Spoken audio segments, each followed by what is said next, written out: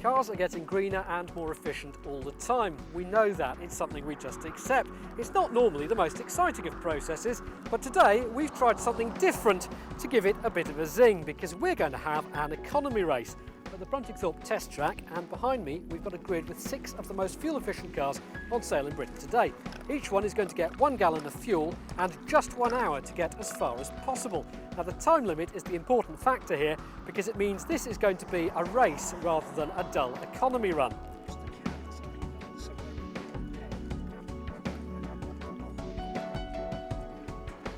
I'm driving a Ford Fiesta Econetic and I'm going to win because it handles.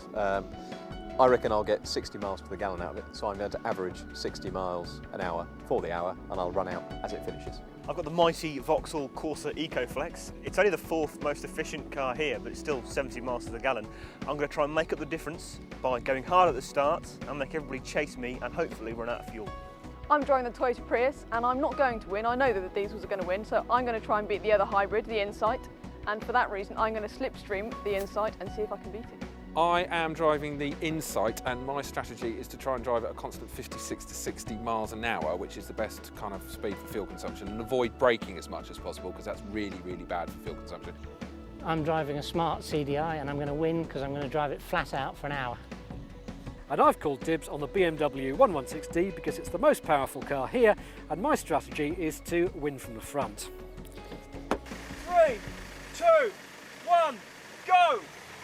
It was the slowest start to a race that anyone has ever seen, but by the end of the first lap it was clear that the Fiesta and the Smart were setting the pace, with Goodwin powering ahead. The trouble with my flat out technique in the Smart is that it's not very fast, and the other problem is it understeers like you wouldn't believe, so I had to adopt left foot braking. Doing that made it a lot easier to get around the corners. The trouble is it's brought the Smart's incredible 80 plus mpg fuel consumption down to the 50s. But however hard Cole tried, Matt in the Fiesta was right behind him and finding life far easier. So I'm trying to maintain an average of about 60 miles an hour, no touching the brakes, cutting all the corners as delicately as I can. I'm on the throttle only with my big toe, and the idea is just to keep it as smooth as is possible. Further back, the Prius and the Insight were having their own private battle, a very, very close one. Well, here I am slipstreaming down and I've got 2 problems. I'm having to brake to avoid the back of him because I'm so close to get the benefit of the slipstream, and also because I'm not braking to regenerate the battery in the Prius because I'm trying to keep a consistent speed. I'm not actually getting much benefit from this at all. The Prius apparently has a much better miles to the gallon figure than the Insight does, so I think she might be causing herself a lot of trouble for no particularly good reason. In the 116D, my problem was keeping up with the Corsa. With 10 minutes of the race left, the BMW's trip computer reckoned it had 0 miles to empty. But then a miracle happened. Goodwin ran out of fuel. My tactic of going flat out the whole time didn't work, probably due to poor maths on my front. Never mind. But Cole wasn't alone by the side of the track for very long. So that was really annoying. I've got 1 minute to go. I've run out of fuel. I've done 54.7 miles, which I don't think is going to win me in it, and I have absolutely no idea what my MPG is. It's 54.7 mpg, Dan.